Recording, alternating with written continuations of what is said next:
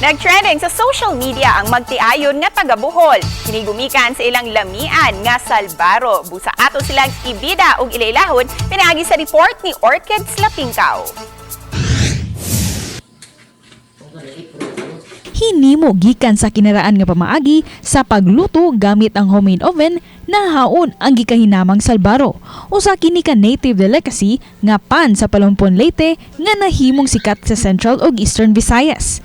Ginama kini gikan sa tuno sa lube, asukar, harina ug guban pang mga sagol.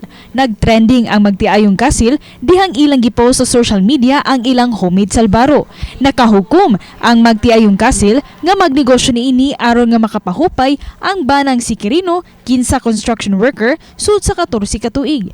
Nasayran nga aduna pud ay talento si Melindas pagluto, sanglit gitudloan siya sa inahan unsaon pagluto niini samtang didto pa siya nagpuyo sa Palumpon Leyte. Nagsugod sila sa pagpamaligya niadtong Marso ug wa nila damha nga balik-balikan silang order sa ilang mga suki nga customer. Mukabat sa 1,500 pesos ngadto sa 2,000 pesos ang ilang income matag adlaw. Busa ang iyang mensahe. At natay kalisod nga agian, pero makalingkawas gihapon tas kalisod maabot gihapon panahon nga tagaan gihapon ta grasya sa Ginoo. Luan gihapon ta Ginoo nga muna itong buhaton nga mao nang atong buhaton para makalingkawas tas kalisod. Uban ni Clas Gabutin, ako si Orchids Lapingkaw, GMA Regional TV Live.